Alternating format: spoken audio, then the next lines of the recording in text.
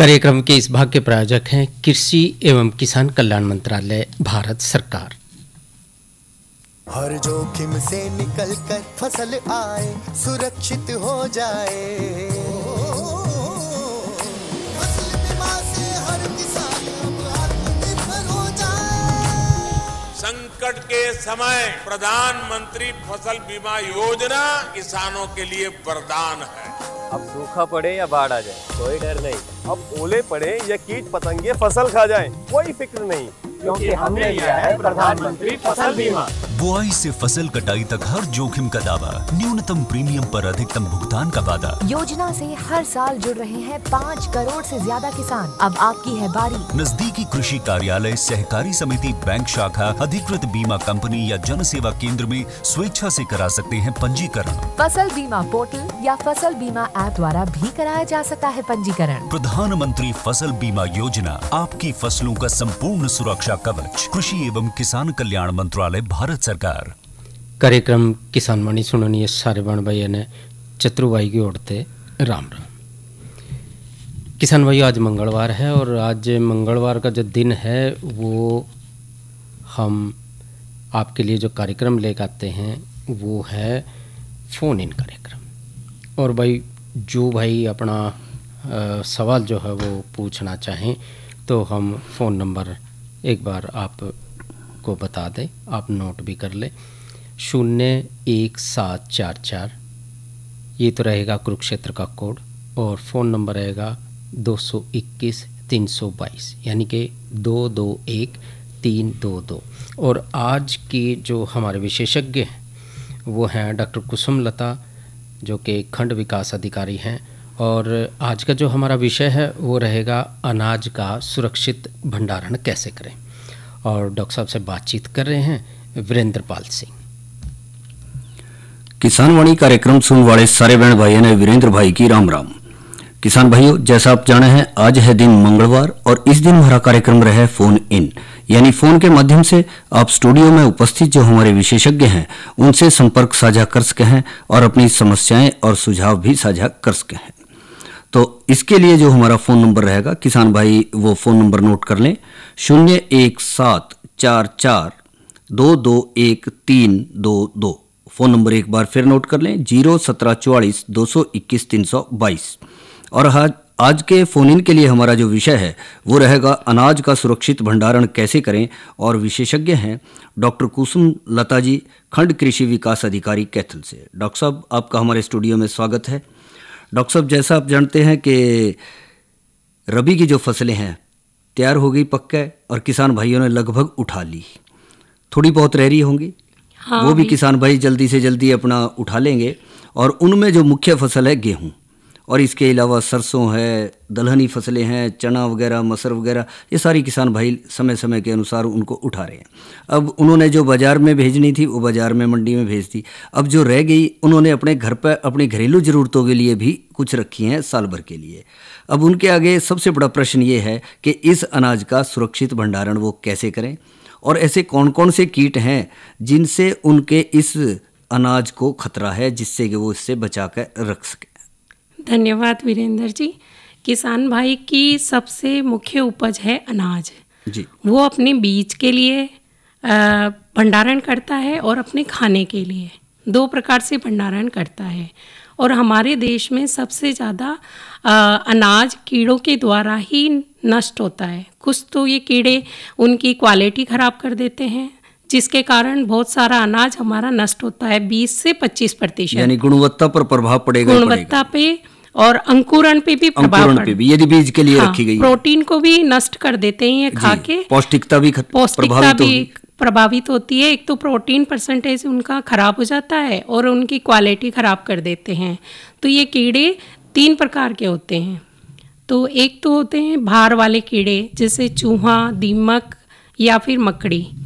दूसरे हो गए भंडारण वाले कीड़े जी। इसमें 2 कीड़े होते हैं, एक तो प्राथमिक भंडारण कीट, दूसरा होता है द्वितीय भंडारण कीट। प्राथमिक भंडारण कीट में ये वो कीट होते हैं जो साबुत और अच्छे अनाज को खाते हैं। इसमें आता है राइस वीवल, खपरा बीटल, दालों का ढोरा, घुन, सिगरेट बीटल जी। और द्वितीय भंडारण वाले कीट होते हैं, ये वो कीट हैं जो क्षतिग्रस्त अनाज को खाते हैं, जैसे आटा होता है उसको खाते हैं और टूटे हुए अनाज को भी खराब कर देते हैं।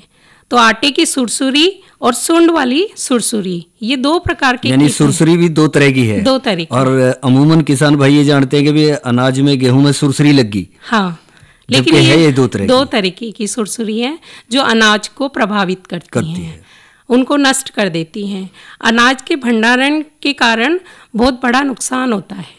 यानी ये देखें कि भी जो कुल अनाज का उत्पादन है उसमें से एक बड़ा प्रतिशत जो है हो सकता है इसमें इन कीटों के द्वारा उसको नुकसान पहुंचाया जा रहा है। तो इसके भंडारण के लिए हमें मुख्य सावधानी रखनी चाहिए। सबसे पहले तो आता है हमारा तापमान सोलर वाला जी। तापमान बहुत महत्व रखता है अनाज का भंडारण करने में। मई और जून, जो हमारी अप्रैल और मई की जो धूप है, 7 या 10 दिन तक किसान भाई गेहूं को फैला दें या अपने अनाज को धूप में अच्छा सुखाएं, खुले में सुखाएं, जिससे क्या जो भी कीड़े हैं उनके अंडे या उनका लार्वा, जो प्यूपा जो अवस्था होती है, वो खेत से ही हो जाती है, प्रजनन क्षमता उनकी जी। तो वो खेत से ही आते हैं। जब अगर हमारा तापमान में हमने उसको अच्छी तरह सुखाया तो उनका जीवन चक्र नष्ट हो जाता है। यानी सौर जो इसकी विधि है वो अपना करके धूप में अच्छी तरह से सुखा करके, पहले भी देखा जाता था कि कोई चारपाई पे सुखाता था, कोई छत पे सुखाता था। आजकल तो तरपाल वगैरह आ गई हैं, खुले में नीचे या फर्श है वहां पर उसको सुखाएं। तो इस विधि को तो किसान भाई जरूर अपनाएं, यानी कि सौर उपचार करें। सौर उपचार सबसे ज्यादा सौर उपचार अपना इसमें महत्व करता है, क्योंकि इनका जीवन चक्र तोड़ने के लिए तापमान अहम रोल अदा करता है जी। इसके बाद हम आता है हमारे अनाज को साफ सुथरा। अगर जो हमारा फसल है उसको जो थ्रेसिंग मशीन है जिसमें पुराना अनाज अगर है काटते टाइम, तो उसको पहले साफ सुथरा करें, झरना लगा लें, झरना भी लगा लें, या काटने से पहले जी। अगर थ्रेसिंग है तो उसमें अगर पुराना अनाज बिल्कुल नहीं होना चाहिए, क्योंकि वहां से कीट शुरू होते हैं।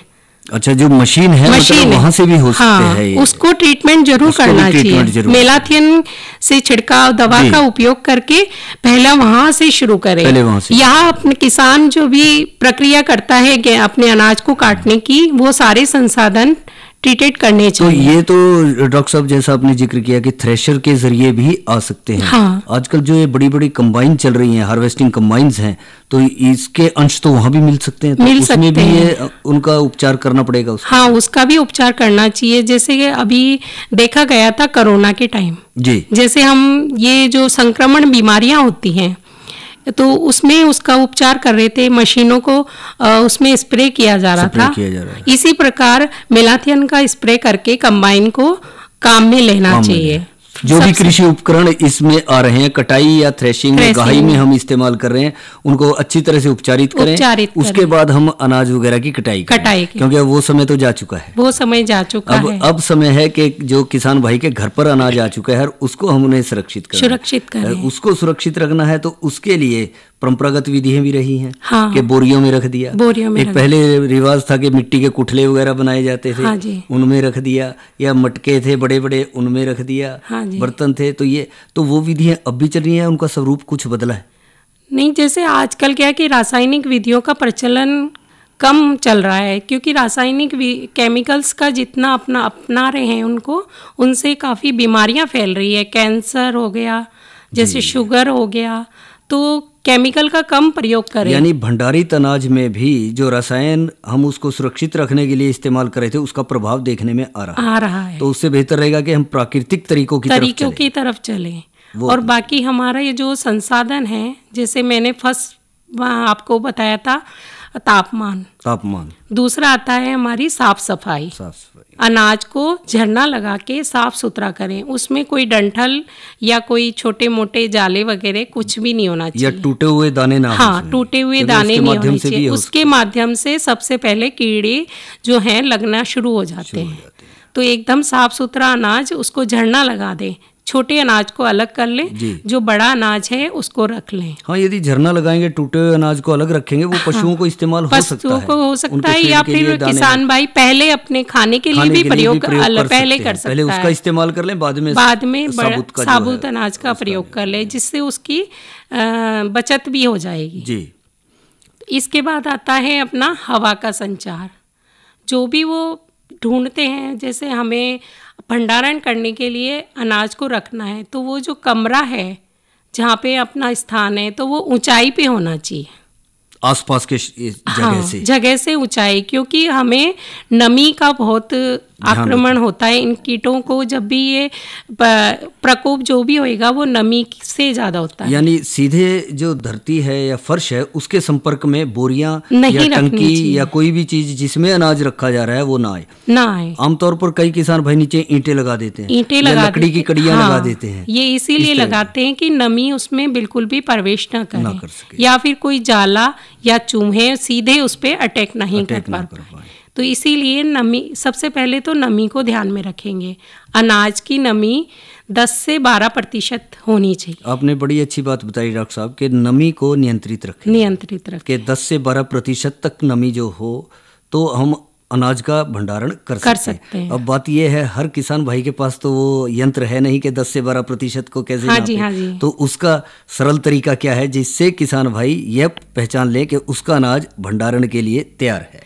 किसान भाई एक गेहूं का एक दाना लें और वो मुंह में डालें। जब कट की आवाज आती है एकदम दांतों के बीच में, हाँ, जैसे ही कट की आवाज आएगी तो वो किसान भाई समझ लें कि मेरा दाना सुरक्षित करने भंडारण करने के लिए सुरक्षित है और उसमें पर्याप्त नमी है जो उसको जरूरी है, उससे ज्यादा नहीं है। ये आपने बहुत अच्छी बात बताई कि किसान भाई जो अनाज के कुछ दाने उसमें से अचानक उठा लें जो भी है और उसको दांत से काटें। यदि कट की आवाज आती है तो अनाज भंडारण के लिए तैयार है।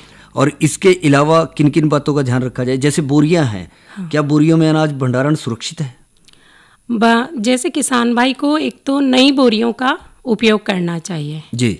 अगर पुरानी बोरियों का उपयोग करते हैं तो वो मेलाथियन के घोल में उनको कम से कम 10 से 15 मिनट तक डिप करके रखें या भिगो के रखें, या फिर गर्म पानी में 45 या 55 टेम्परेचर पे गर्म पानी में भी उनको आधा घंटा भिगोएं जी। फिर उसके बाद मेलाथियन में 15 मिनट भिगो के फिर उनको छायादार जगह पे सुखा के और फिर उनके अंदर अनाज डाल के फिर उनको भंडारण के लिए रखा जा सकता है। छायादार जगह पर इसलिए कि उसके तापमान में कोई उतार चढ़ाव ना हो? नहीं, जो हमने दवाई का उपयोग किया उसका असर बना रहे, उसका असर बना रहे। धूप में रखेंगे तो धूप में रखेंगे वो असर खत्म हो जाएगा। आपने बहुत बढ़िया बात बताई कि छाया में उसको सुखाएं। बेशक एक दिन फालतू रख लें जब तक आ रहा है, और जब वो पूरी तरह से सुनिश्चित हो जाए कि भाई अब ये ठीक है, सूख चुकी है और उसमें अनाज भंडारण कर सकते हैं, तो उसके बावजूद भी उस कमरे में जहाँ बोरियां रखी गई हैं कोई चीज ऐसी रखनी है, लगानी है, कुछ बातों का ध्यान रखना है किसान भाइयों को? हाँ जी, सबसे पहले तो जो कमरा हमने चुना है वो हवादार होना चाहिए जी, उसमें नमी नहीं प्रवेश करनी चाहिए। ठीक।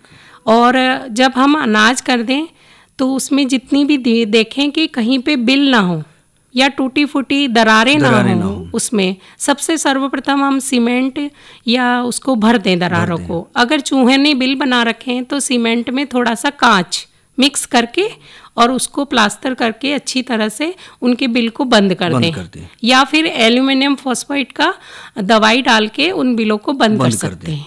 इससे भी चूहे का प्रकोप कम हो जाएगा।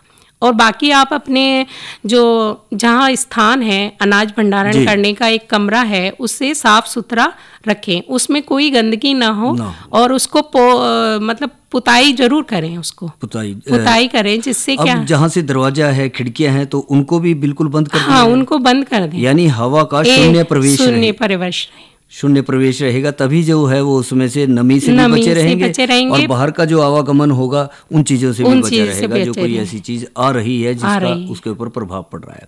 इसके अलावा डॉक्टर साहब कई बार ये देखा जाता है कि जो एक धातु की टंकियां आती हैं, हाँ जी, उनका ही बड़ा प्रचलन चला बीच में। हाँ। और आमतौर पर उसको सुरक्षित अनाज के भंडारण का किसान का एक मित्र माना गया। हाँ। और उसने बहुत सहयोग किया, तो उसमें के बावजूद भी लग जाता था, वहाँ क्या कारण हो सकता है? या वहाँ भी ऐसी नमी का प्रवेश हुआ या कोई कमी रही? नमी का प्रवेश हो जाता है। जहाँ हमारी जो टंकी है या फिर आप जिस पात्र में आप अनाज को भंडारण करते हैं वो भी आप उसको धूप लगाएं।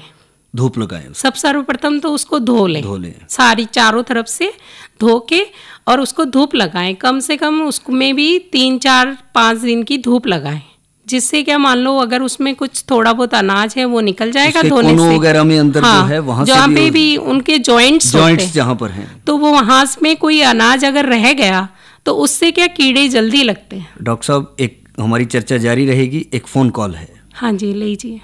हेलो। हेलो। हाँ जी, राम राम जी। राम राम जी, राम राम सर, ठीक हो जी? हाँ जी, आपका नाम?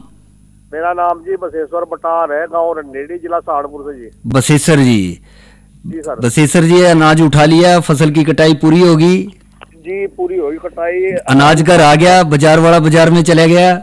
जी बाजार वाला अब तक पहुँचा नहीं, घर के लिए रख रखा अलग से। अच्छा जी। अब पैदावार अच्छी रही? बता रहे पैदावार अच्छी रही? ऐसे क्या करें सर? पैदावार अच्छी रही अनाज से जो उठाया आपने? हाँ जी, बढ़िया रही पैदावार। अच्छा, बढ़िया रही। अब आप अपना प्रश्न करें, क्या जानना चाह रहे हैं? जी प्रश्न तो ये है हमारा, जैसा कि डॉक्टर साहब बता रहे हैं जी, जैसा हमें अपना भंडारण करना घर के लिए जी, उसको एक तो छान के बता रहे हैं, झाड़ के उसका जो कटा हुआ दाना है अलग कर दिया जाए। हाँ जी, हाँ। और एक उसका जो है उसमें कोई किसी किस्म का ना हो, जैसा कि मतलब कबाड़ा ये सब मनुष्य वगैरह होती है। बिल्कुल। और उसके लिए कोई दवाई लगाने की आवश्यकता पड़ेगी या दवाई की आवश्यकता नहीं है? हाँ, उसी पे बात कर रहे हैं डॉक्टर साहब। किसान भाई जानना चाह रहे हैं कि हमने झाड़ भी लिया, खरपतवार भी कर लिया अलग, और उसको रखने की तैयारी कर रहे हैं, तो फिर भी कोई दवाई वगैरह लगानी है, कोई रसायन लगाना है उसमें, या ऐसे ही रख दें? आप ये सर्वप्रथम तो बताएं कितना अनाज आप भंडारण करना चाहते हैं? हम ऐसा लगा है जी 12-14 क्विंटल के लगभग है जी। 12-14। तो ये खाने के लिए रखना चाहते हैं या फिर आप बीज के लिए? नहीं नहीं सर, बीज के लिए नहीं, खाने के लिए है। तो खाने के लिए नहीं तो आपको करनाल से ही बीज का जो नया है बीज उसका लगते है, कट्टे का बीज। अच्छा अच्छा। अच्छा जी, इसमें 2 तरीके हैं, एक तो रासायनिक विधि है और एक प्राकृतिक विधि है। तो आप ही में जो चर्चा कर रही हूँ वो दोनों पे कर रही हूँ। रासायनिक विधि में आप एल्यूमिनियम फॉस्फेट दवा का प्रयोग कर सकते हैं। तो आपकी जैसे 10-12 क्विंटल है तो आप 2 गोली का प्रयोग कर सकते हैं इसमें। अच्छा जी। हाँ, तो वो रख सकते हैं, लेकिन आप उसका रोकथाम रखें, मुंह पे कपड़ा बांधे। और सर हमारे यहाँ पे जी सर हमारे यहाँ टंकियां है लोहे की। हाँ, लोहे की टंकी में आप रख सकते हैं। उसको पहले आप ये करें, लोहे की टंकी को धूप में खुला रखें। ठीक है जी। फिर आप ऐसा करें कि मेलाथिन के घोल से उसको एक बार साफ करके छायादार में उसको सुखा लें। अच्छा जी। फिर इसके बाद में आप अनाज को उसके अंदर डालें, लेकिन आप मई और जून की जो ये है आपकी अप्रैल और मई की धूप 7 या 10 दिन लगा के फिर आप उसमें नमी नहीं होनी चाहिए। लेकिन आप एक बात का ध्यान रखें, न तो अनाज गर्म होना चाहिए और न ठंडा होना चाहिए। नॉर्मल अनाज नॉर्मल तापमान हो जाए जी। हाँ, नॉर्मल तापमान हो जाए तभी आप अनाज को पात्र में डालें। अल्मोनियम की कितना मात्रा, जिसे आपने दवाई बताई, इसमें कितनी मात्रा, 12 क्विंटल में कितनी मात्रा डालनी चाहिए? आपको 2 गोली सफिशिएंट रहेगी। 2। हाँ जी।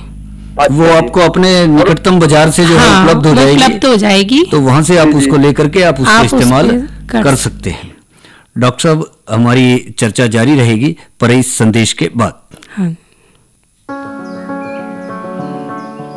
India is a mega diverse country which has a variety of ecosystems such as forests, wetlands, grasslands, desert, coastal and marine ecosystems. With its abundant natural resources and vast agroecological diversity, India is a global leader in agriculture. The visionary leadership of Honorable Prime Minister Shri Narendra Modi has enabled the country to achieve self-sufficiency in food and bring economic transformation in millions of rural households.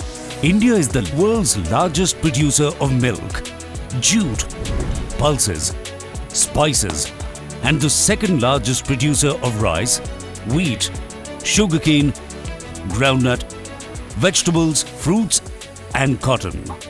India is the largest producer of Shri Anna, namely millets in the world, and leading the world towards millets production and export. On the initiatives of Government of India, the United Nations has declared 2023 as an International Year of Millets to promote the production of less water-intensive and nutritive crops at the global platform. साल 2014 में जब देश ने हमें सेवा करने का अवसर दिया, तब भारत का कृषि बजट 25,000 करोड़ रुपए था। इस वर्ष हमारा कृषि बजट 1,25,000 करोड़ रुपए से ज्यादा है, यानी 5 गुना ज्यादा बढ़ोतरी हुई है। हम देश की कृषि को भविष्य की चुनौतियों को देखते हुए हमारी पूरी किसानी ग्रामीण अर्थव्यवस्था इसमें नए प्राण लाने के लिए हम कृतनिश्चयी हैं, बल दे रहे हैं। Programs like From Seed to Market, One Nation, One Market, Per Drop, More Crop, Healthy Earth, Green Farm, One Nation, One Fertilizer have empowered the farmers. During the COVID pandemic, the Government of India supported farmers with a seamless supply of farm inputs, which resulted in a record production of more than 315 million ton food grains and more than 342 million ton horticultural produce. A subsequent 19% increase in agricultural exports found India among the top 10 exporters of agricultural produce. Since the pandemic, the Government of India has been providing free food grains to more than 800 million people under the Pradhan Mantri Garib Kalyan Anna Yojana. PM Kisan program provides financial support to more than 110 million farmers. The International Monetary Fund has applauded the execution of this scheme, which is the world's largest direct benefit transfer program. Pradhan Mantri Fasal Bima Yojana provides crop insurance cover to the farmers against natural calamities. So far, more than 135 million farmers have been provided compensation. The electronic trading platform of e-National Agriculture Market has been created to ensure higher returns on crops. More than 10 million farmers have been registered on the eNAM portal. The farmer producer organizations across the country help farmers avail the benefits of technical know-how, agricultural inputs, financial assistance and infrastructure facilities for better income generation. The government is promoting agri-startups, use of artificial intelligence, remote sensing, drones and other digital technologies in agriculture. The farmers in India are transforming from Annadata to Urjadata by optimum utilization of solar energy, which has also contributed towards the reduction of greenhouse gas emissions. Embarking into an era of new India, the country's agriculture sector is steadily marching ahead, playing a pivotal role in ensuring food security to the world and taking forward the vision of One Earth, One Family, One Future.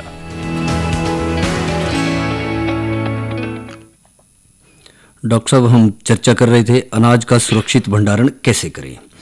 तो हम बात कर रहे थे कि भी रासायनिक विधि के जरिए भी हम कुछ दवाइयों का इस्तेमाल करके इसको कर सकते हैं। क्या इसके साथ साथ कुछ ऐसे प्राकृतिक तरीके हैं या परंपरागत तरीके हैं, जैसे पहले किसान भाई नीम की पत्तियां डाल देते थे? हाँ जी। या आजकल एक सुनने में आ रहा है, किसान भाई आमतौर पर शायद इस्तेमाल कर रहे हैं कहीं कहीं पर, कि जो माचिस की डिब्बी है वो डाल देते हैं। क्या ये सही है? हाँ जी, दोनों बातें आपकी बिल्कुल सही हैं।